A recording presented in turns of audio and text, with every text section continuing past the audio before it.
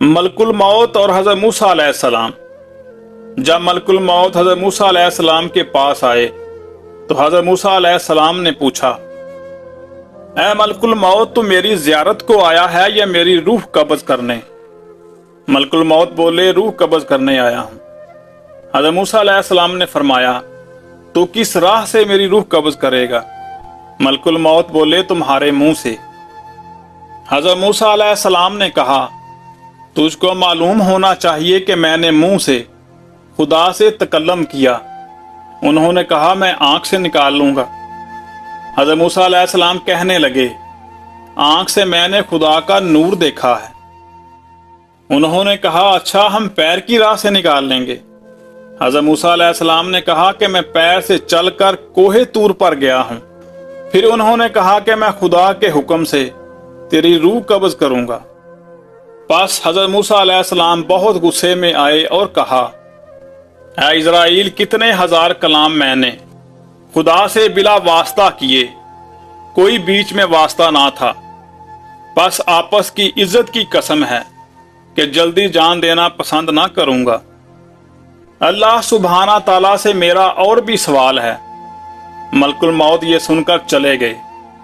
जनाबे बारी ताला में अर्ज की कि खुदाया, तुझको खूब मालूम है जो मूसा ने मुझको कहा कि इस वक्त मैं जान देना पसंद ना करूंगा।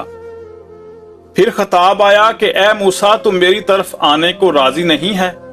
वो फौरन बोल उठे, ऐ मेरे परवरदिगार, मैं तेरे पास आने पर राजी हूं, मगर एक बार तेरे दीदार की तमन्ना रखता हूं कि मैं कोहे तूर पर जाकर मनाजात और शुक्र करूं और वही तेरा कलाम सुनूं। हजार जान मेरी फिदा तेरे कलाम पर। बस हज़रत मूसा अलैहिस्सलाम ने कोहे तूर पर जाकर अर्ज की, खुदाया, मैंने अपनी आल और उम्मत तुझको सौंपी, उसको तू अपनी रजा पर रखियो और उनको माल हराम से बाज रखियो और उनको रोजी में हलाल दीजियो, क्योंकि मेरी उम्मत नातवा है। बस निदा आई, ए मूसा, जमीन पर आसा मार। जब आसा मारा तो फट कर दरिया निकला। फिर हुक्म हुआ कि दरिया में आसा मार। जब दरिया में आसा मारा तो उसके अंदर से स्याह पत्थर बरामद हुआ। फिर हुक्म हुआ कि इस पत्थर पर आसा मार। जब मारा तो वो पत्थर दो टुकड़े हो गया। उसमें एक कीड़ा निकला। वो कीड़ा मुंह में घास लेकर अल्लाह का जिक्र करता हुआ तस्बीह कर रहा था।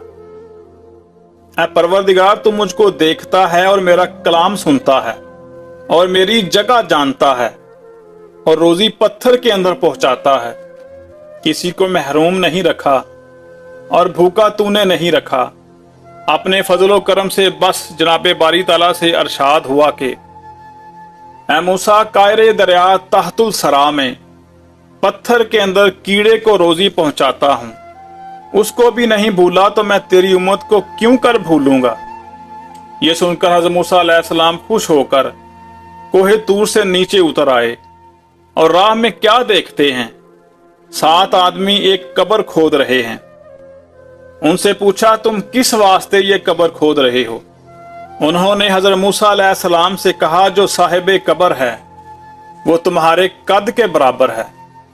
एक बार तुम कब्र में उतर कर तो देखो तुम्हारे कद के बराबर हुई कि नहीं।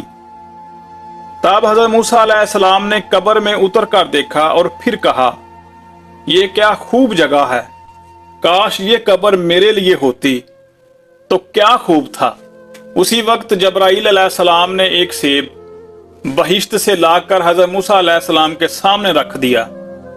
उन्होंने इसको सूंघा और फौरन जान बहक तस्लीम हो गए और फरिश्तों ने आपको नहला धुलाकर बहिश्त का कफन पहनाया और जनाजा पढ़कर इसी कब्र में दफन करके कब्र को छुपा दिया। इसलिए कोई नहीं जानता कि हज़रत मूसा अलैहिस्सलाम की कब्र कहाँ है। जब अज़राईल अलैहिस्सलाम हज़रत मूसा की जान कब्ज़ करने को आए तो हज़रत मूसा ने एक तमाचा उनको मारा, जिससे उनकी एक आंख जाती रही। फिर अज़राईल ने खुदा से फरियाद की तो अल्लाह सुब्हाना ताला ने फरमाया, ए मूसा, तुमको हयाते दुनिया मंजूर है तो भेड़ की पुश्त पर हाथ रख कर देखो کہ کتنی پشم اس میں آتی ہے، اتنی ہی عمر ہم تم کو دیں گے۔ حضرت موسیٰ علیہ السلام نے سوچا کہ آخر ایک بار مرنا ہے۔ تب عزرائیل نے خدا کے حکم سے ان کی جان قبض کی، اور حضرت موسیٰ علیہ السلام کی عمر 150 برس ہوئی تھی۔ بعض روایات میں ہے کہ ملک شام میں جباروں سے فتح کرنے کے بعد انتقال فرمایا۔